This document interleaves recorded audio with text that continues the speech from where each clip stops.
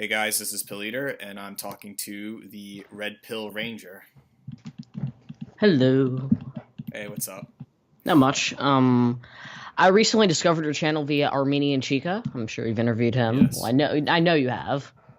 He's someone I know, and I got introduced to the concept of Asian Aryanism, which I find quite interesting, put it bluntly. Yeah, it's very interesting indeed. And actually, you emailed me, and I haven't looked at your content, so I don't know if you do like long plays or like talk nationalism, or you're a TRS shit poster. So I don't know, but I'm down with just talking. So. Yeah. So, if you were to describe my ideology in one word, it would be, well, two words. It would be paleoconservative plus nationalist. Do you subscribe to civic nationalism or alt-right? I am somewhat of a ethno advocate, to be honest. I am a civic nationalist, but I'm also an ethno advocate. So I'm in a little area between ethno nationalism and civic nationalism. Right. And it seems to me that if you go full, alt-right, that you have to make commitments to some form of racial nationalism, where civic nationalism and the alt-right is kind of like you have red-pilled anti-social justice warrior ideals. You just don't want to commit to a more hardcore far-right thing, right? Yeah. Yeah. Like, do you like Milo?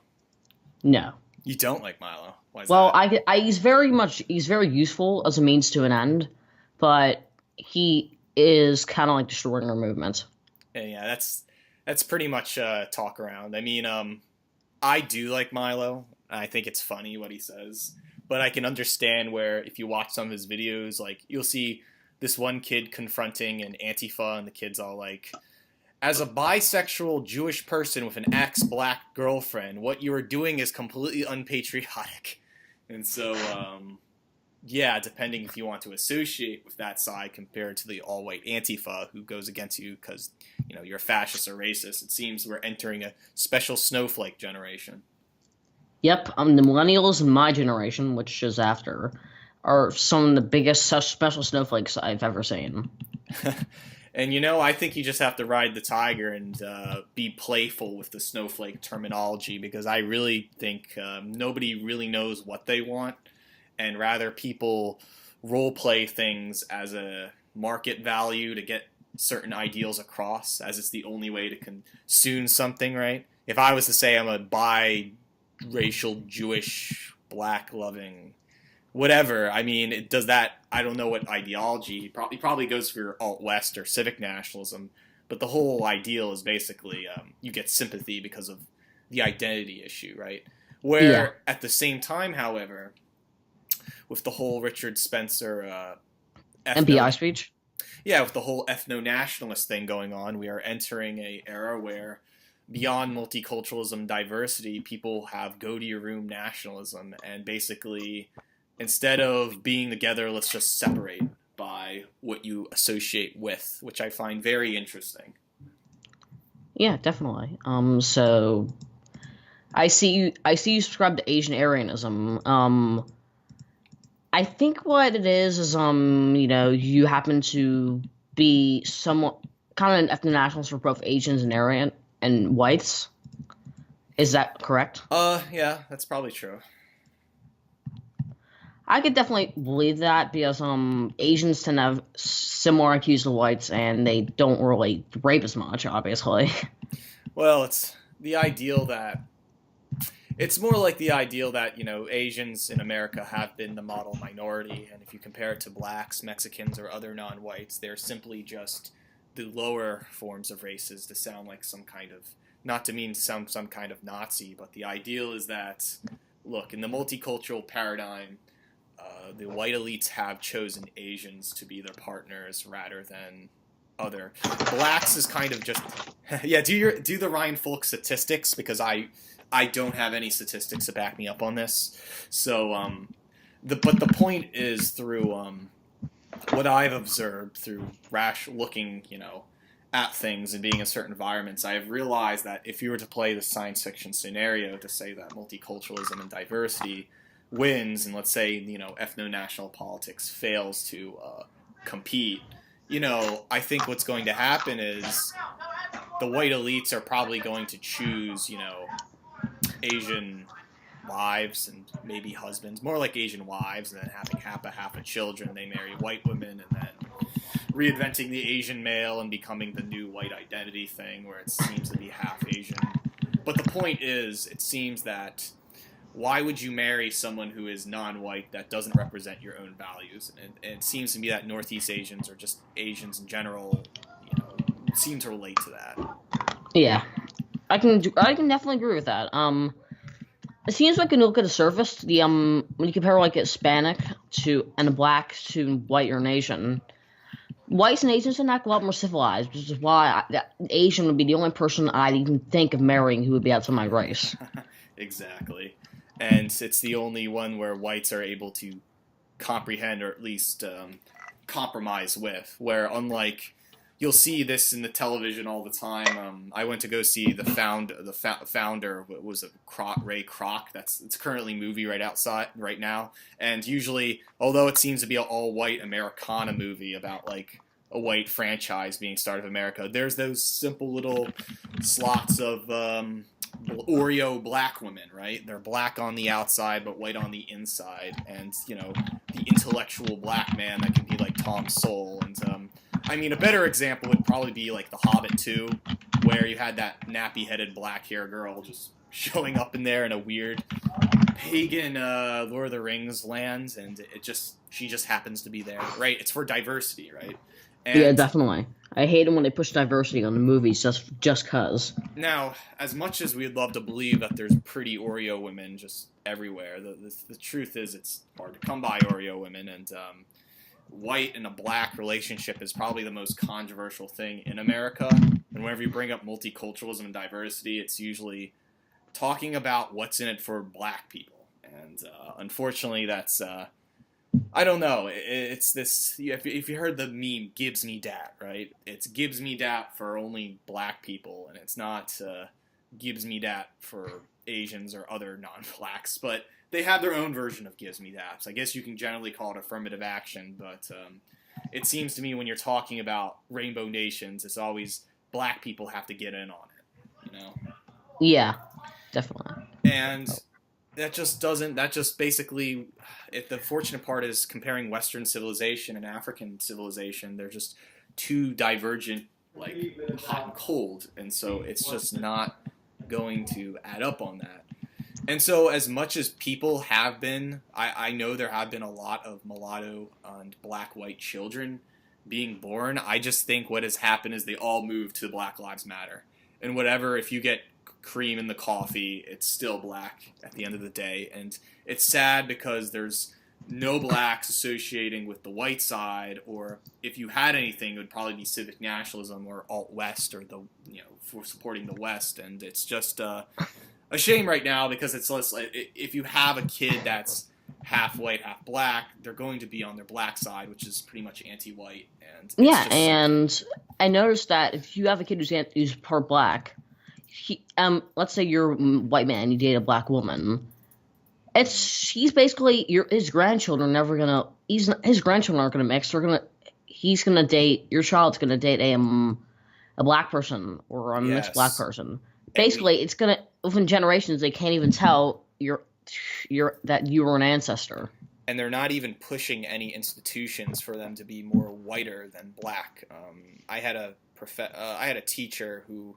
Basically, her grandfather was white, and I thought her past as being pure black, but there are features in there. But the thing is, once you're black, you go with black, and you don't go with white. There's no institutions that are making an Oreo or some kind of white black people happening, and rather it's just it's annoying because people don't see that, and they basically commit some white genocide doing that. Now, yeah, and let's not forget that the reason why they're trying to do this is to change demographics. Yes. Think about it. Once demographics in the United States change, you should expect most liberties that we take for granted nowadays to disappear. Yeah, and now I think the African American studies, they try to tackle the issue of being black and white, but really they're just supporting Black Lives Matter and all this crazy stuff is going down. And so I disassociate anything to do with the black side, though I am an ally with black friends who want their own nationalism to happen, and I am also very sympathetic for blacks who associate with their white side, but it's just a controversial thing, and I stay away from that. But the thing is, here's the thing, when I talk about going back of the whole Asian Aryan thing, I'm just seeing a trend which has been accepted racially in terminology. If you go to college, I've been to like 4 different institutions in my undergrad career. All my friends, they were part of the video game club, anime club. You see these geeky, white, 5 o'clock shave, kind of fash cut boys with their Chinese girlfriends.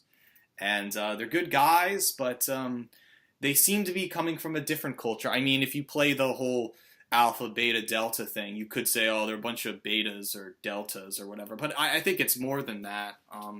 I call it this weird Asian Aryan culture, and this is something I was caught up in. And it's weird because you think they would be with a normal white girlfriend, right? But it seems that the jocks or some guy on the sports team gets the dipsy blonde, or at least all the normal white girls turn to feminism, and they're these, for lack of a better term, blue-haired feminists, Yeah. Speaking of feminism, I find most feminist girls to be quite disgusting. Yes, it's true. Yeah, and that's just this. It basically means, and if you get in college, it's just a bunch of stay-at-home girls who get mommy and daddy pays for their trip to go to college, and they have fun. It's this decadent, hedonistic thing, and they just think they're some anime character living out their anime nobody's watching, and they do feminist thing, and it just turns off white men. At the same time, white men who can't approach their feminist girlfriends go to Asian girls because they just are innately programmed, not like a computer, but the ideal that they're more likely going to be submissive or culturally acceptable to terms, which is about having a relationship. And yeah, I think there's a certain someone or a certain group who's trying to push this, which is because they know that well, we could, I guess, if you could, I mean, definitely the Jewish question you can bring up on, certainly that, I had a talk with a friend the other night about whether is the left wing but a Jewish movement, and if you think about, I mean, I don't want to certainly diss the left wing as a Jewish movement, as that seems more of the William Pierce or the classic old right kind of style, Carolyn Yeager kind of renegade radio or something like that. I don't mean this because I think traditionally the left seems to be coming from a political history and European history, starting with the French Revolution, of just the grand European or white tradition of saying that it's not that it disturbed the force of monarchy. It was more like learning through the Enlightenment that there were much more things to life than sowing the seeds, and it was a part of Western civilization, the Enlightenment, and the left has to do with our understanding of greater things. But as of right now, it just means the Chaos Party, and other non-whites are going, like Jews, are going to hatch on to the left and control it, exploit it. And I really think of the whole left-wing, right-wing thing as just a civil war within European people, and just a dichotomy, how we balance out our certain liberties. And as much as people on the nationalist side say they like a third position beyond left-wing, right-wing, I think it could happen. It's just that I think both sides, there needs to be a dialogue. I'm the person that believes there needs to be a dialogue between the Antifa and the nationalists. Definitely. The Antifa. Yeah, I don't know. They're just going to call you a fascist and racist, and they're just... Yeah, they are. I heard that they punched Richard Spencer in the face a couple of days ago. Yeah, no, they did. And look, the thing is, the alt-right, here's how the alt-right's treating the Antifa. One, they're just degenerate hippies who don't know any better, and they do things. I think it's more than that. It's more like you start out, when I was 14, 15, I was reading Invasion by Crime Think. This was a book that told you a narrative how to steal things and how to squat. And that definitely came from the hardcore punk culture.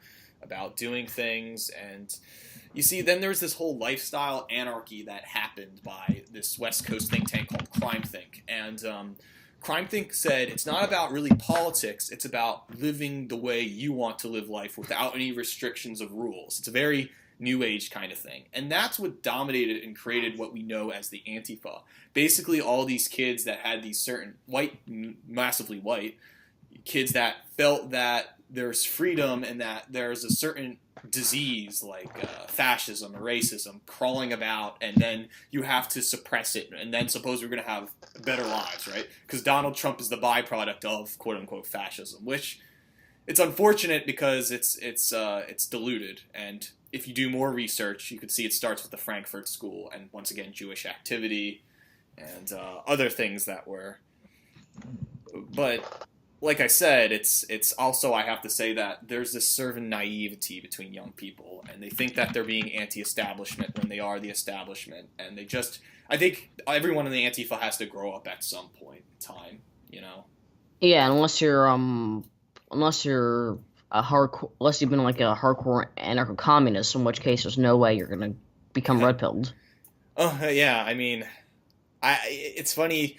I mean, I know the whole, like, the subgenre politics and whatnot, but I really think it all comes down to, like, weird youth culture where they think they're doing the right thing, but they're really not, and they're really just causing mayhem, and everybody wants to be this, like, wannabe Robin Hood, and they want to go against evil, but they really don't know what evil is, and it becomes this weird Philip K. Dick narrative of we don't know what we're hunting anymore, and it just shows you once again the Milo videos. I mean, if you have Antifa hunting down Milo because he's a fascist, and then you have these biracial Jew, black, whatever kids telling him that they're unpatriotic in West, who's playing the joke on each other now? That sounds like it was cutting edge in the 90s. Today, that sounds like we're living through a joke, and I think there are people on the Antifa that know that it's not working. It's literally not working anymore. And yeah, people are sick and tired of being called fascists for their political beliefs. Exactly. Like, I've seen so many people claim Trump is a fascist. Do you know what an actual fascist is? Well, depending. I mean, if you read like Stanley G. Weinbaum or any of the Roger Griffin, histories of fascist books, you could argue that. While being a bit more authoritarian, is definitely not a fascist. I consider fascist to be a lot more centrist rather than right wing. Yeah. The whole, that's like saying the whole. I know what you're saying. It's like the whole libertarian. There's a lot of arguments in the libertarian circles of what is a true libertarian compared to this libertarian, and yeah, I know. It's like there's different degrees of fascism, but they use the word fascism as a rhetoric term to mean a dirty person that's oppressive, and it's not about like people who genuinely and honestly like fascism. Or, I cannot believe that in 2020 this many states will become fascist. Yeah, I mean, we're living through really strange times today. I think we live, the best words I would describe, an era after the multicultural and diversity. We're living through postmodernism, if modernism is such a thing anymore. I mean, certainly everybody has a computer. We can go on the internet and make up stuff to what we drank at Starbucks, to what we and make that literature, right? Some Emily Eukis's tweet can now be literature, and somebody could be recording down her history. I mean, the U.S. government gets all of Mike Pence's and Donald Trump's tweets archived to the government, and any retweets or any replies to those tweets will be recorded in history, which is an amazing thing to think about. But once again, I think the whole point is postmodernism is dead. It's biased. It's a completely Marxist school of thinking.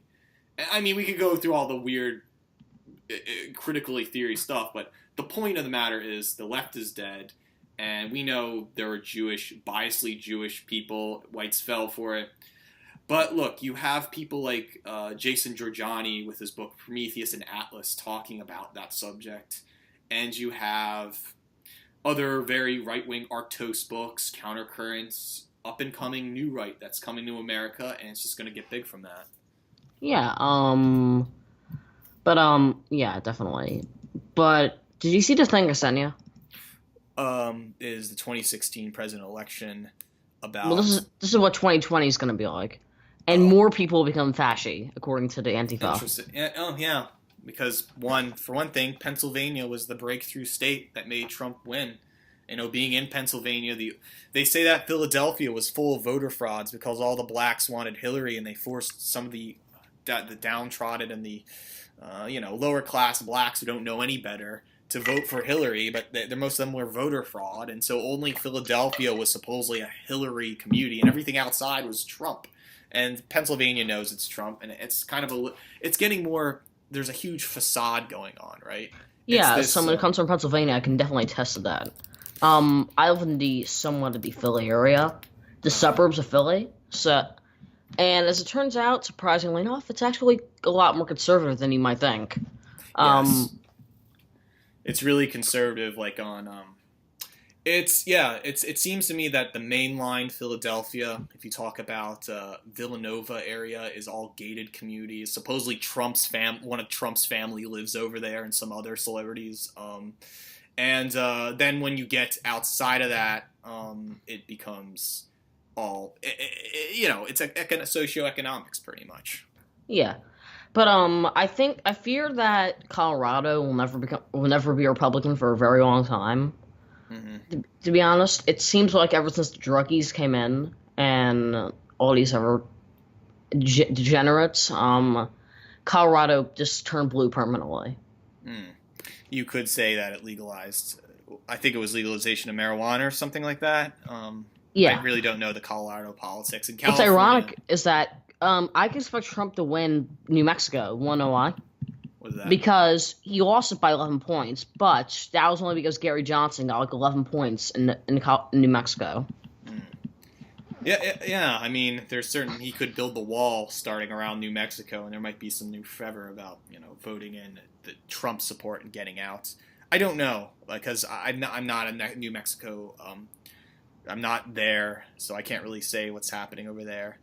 But on the issue of just how we live in this weird liberal facade, there's this thing going on called He Will Not Divide.us. Oh, I saw that. Yeah. It's basically this art project with a camera, and basically everybody will say, Donald Trump will not divide us, so we're going to go in front of this camera and we're going to film ourselves saying how we, the people, are against him. And really what's happening is that comedians like Sam Hyde and other alt-right and reactionary, pro-Trump, pro-West, civic nationalists, whatever, everyone who's red-pilled and anti-social justice warrior, there's been more of that happening. And so they had to get the cops there and divide the whole line. And now it's going to be weird if this artist, I don't know the guy who did this thing, but the point is you're going to be looking at this whole live streaming and looking at all the records. It's going to be more anti-Trump people. Or no, pro-Trump people. The anti-Trump is less, it's kind of equal footing, but I think it's just like our election, there are more pro-Trump people. And you can definitely see that the establishment is on the side of the left, and it just doesn't value like this form of nationalism, or it doesn't seem to. I don't know. It's really weird, and I can only say that hostile elites are in control of our government. Yeah. Speaking of We Will Not Divide Us, I see a lot of these people just keep trolling the camera.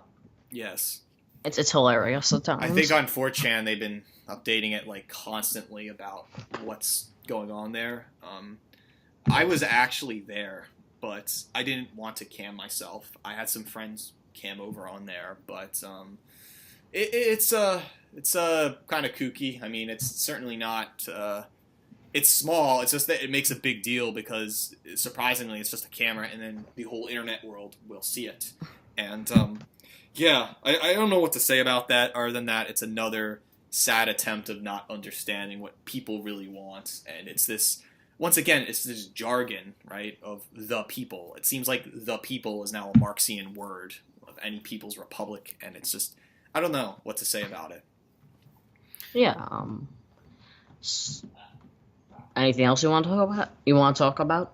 Sorry. Well, I'm pretty sure you're interested in Asian Aryanism, because I would go on to that, because it seems totally contradictory if we were to talk about new right things or reactionary things, and here I am, it seems like, oh, this guy's promoting race mixing or some kind of alt-right or civic nationalism. I was talking to a friend about this. He was being a bully about me on mine, saying that, look, if you're not for the white race, you're an enemy. Pick your side. And so, okay, I'll have to admit that Asianarianism is avant-garde in the sense that it's definitely a troll ideology, like of Sam Hyde's $1 Million Extreme or World Peace, where the far left doesn't get it. It's like the far left hates it, the far right hates it. Normie people don't care. HAPA people, which is probably my main target audience, they don't like it either. And so it's really this bomb that goes off. And as this bomb goes off, there is Don't even outside, Javon. wait. Oh, just ignore the background noise. Sorry, it's just like I'm saying is as this bomb goes off, it's this kind of people get this issue, right? So if you joke around with something, you might be like, if you say like, oh yeah, Asianarianism is a joke, no way anybody would take this seriously. What the people who joke will actually then take it seriously and start to realize something and give you some insight and wisdom on the subject.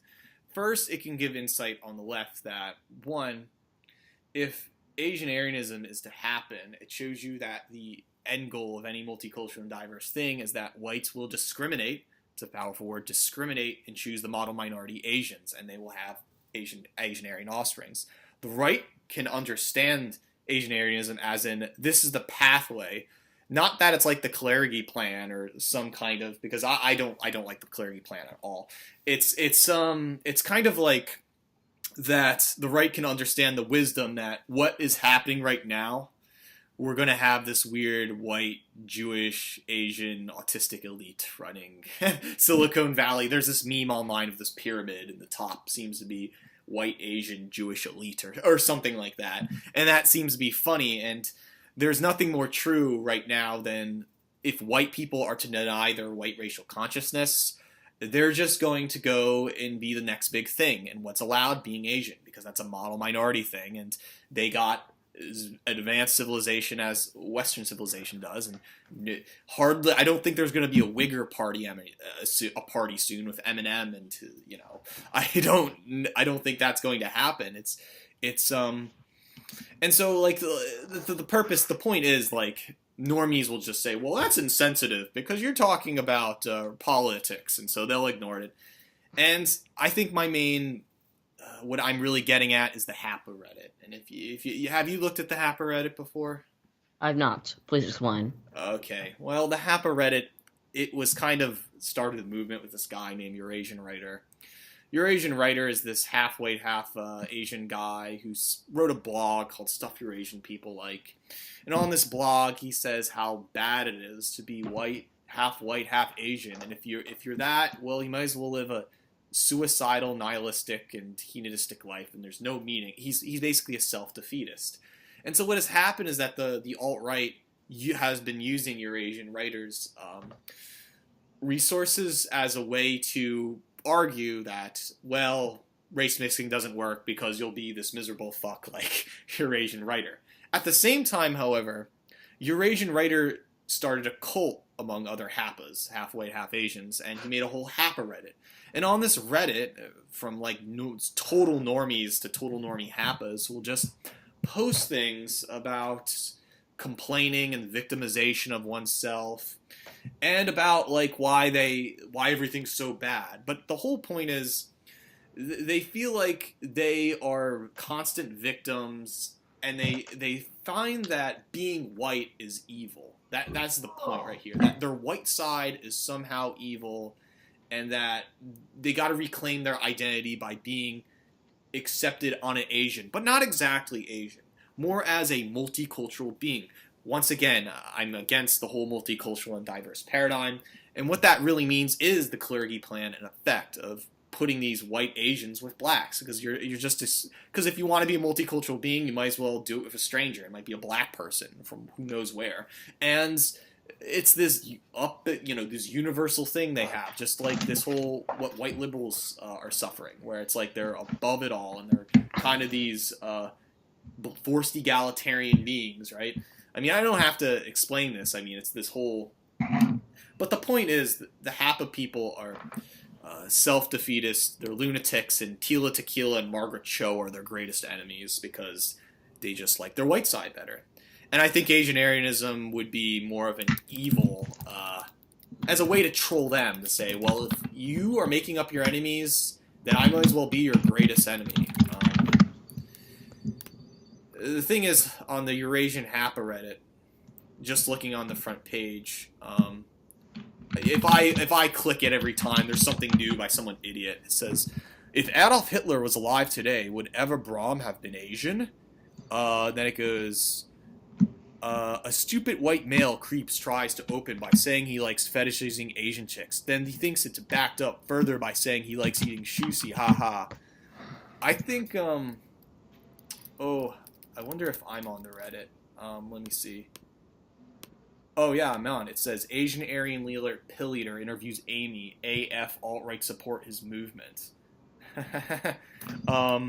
Yeah, I mean, they are talking about me. I hope they keep talking about me because, one, they're just lunatics, and they're just they think that they're so bad for being half white, half Asian, like they just want to just commit suicide. When I'm just giving them the answer to their stupid ways of living, right? They think it's so bad that they're half white, half Asian. When you think that the whole multicultural and diverse paradigm would give them strength and as these better individuals, but no, it seems to be that they're idiots, and they're a part of the enemy we call multiculturalism and diversity. Yeah, if they aren't very content with being multicultural and multiracial, then why do they want to go even further and embrace the agenda?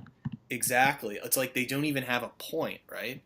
It's like they want to consider themselves multiracial beings, but they cling on to this Asian identity, but they're not exactly Asian.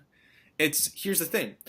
If this Richard Spencer ethno-state, paradigm that we're talking about, the red pill movement, comes bigger, everyone on the Happa Reddit is going to have to create an Happa ethno-state, eventually leading to their worst nightmare.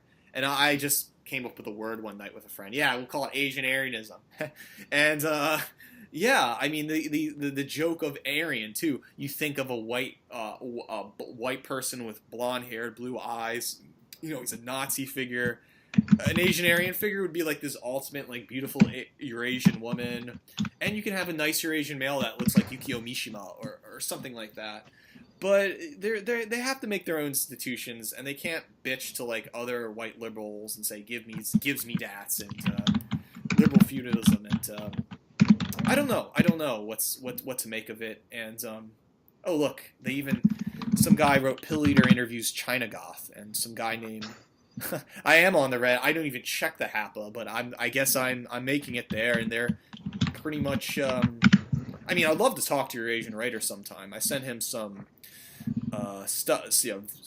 contacts, but I don't know. He's kind of a secret guy, and I hopefully he's a troll himself. Oh God! What? You know what happened? You know what's happening? What? China is accepting Syrian refugees. They would accept Syrian refugees for them to work in some weird little burrow, and then they'll just die out, and they'll just say... I mean, I know what you're saying. Is there a possibility of them racially mixing? I mean, I said this before. They're the Kenfeg Jews who are like Chinese who believe they're Jewish, but they're not really Jewish. They're just practicing Judaism because they find that there's this weird Chinese arrogance with it. I mean, I wouldn't worry because I think China will just abuse them and just like... But it's always good to be concerned if they're pushing any race mix agenda. I mean, I don't think Syrian refugees and the Chinese would get along that necessary. I don't know. But China is probably the greatest opponent against multicultural diversity. And I'd say Japan would be better. Yeah, Japan would be better. But China like supports the globalized world and globalism because they get the profits, right? They could care less what happens to the West. If the West dies, they'll just put the West in a museum like a dodo bird, and they will still have the Great Wall in the center, and they just there, But yeah, Japan is a very fierce fighter of. I'm just a little nervous of Japan is because. Low birth rate? The birth rate. I think it's true that a lot of Japanese women are going for elite business white men, hence that is creating Asianarianism. And there has to be this re-energy, a confidence within Japanese men. I don't know if they got to read Yukio Mishima or whatnot, or it's the institutions, but they got to have this calmness to be a better guy. And I don't know how other Asian men can relate to that. It just seems like the stereotype, right? All the Asian men are geeks. They're all... I mean, I don't know what advice to give other than that, to just eat healthy, exercise often, look good, have a good job, and promise security. That's all I could offer, but I really don't... The Japanese situation is different. It's very robotic. It's... I don't know. Once again, it's the West. It's other white liberals coming into the country and exploiting their resources. That's all I can say. Yeah. So this was a very fun interview. Thanks for having me on, I guess. Oh yeah, it's nice talking to you, Redpillranger. I mean, I'll keep uploading interviews on my YouTube channel at youtube.com/Pilleater. Yeah, I'm sub to you. I know. Okay. And I also do co-hosting on the StarkTruthRadio.com. Recently, we had on NS from KMFDM, Brad Sinclair, your beat producer. I'm a huge fan of him. And some other guys, too, we'll have on in the future. And you expect more alt-right guests because there's been a longevity of that on the Stark Truth. And I might get my weird avant-garde novel out in about a few months, hopefully. I don't know. But yeah, I've been working on my own writings and just trying to comprehend everything, because I still think Asianarianism is basically a trigger word where it's like, oh, is this guy joking? Because I'm going to be honest, I am quite serious with this career I'm doing, and just trying to spread the light on things. Okay, so thank you, and I guess we'll see you a bit later, I guess. All right. Or whenever you need to. Awesome.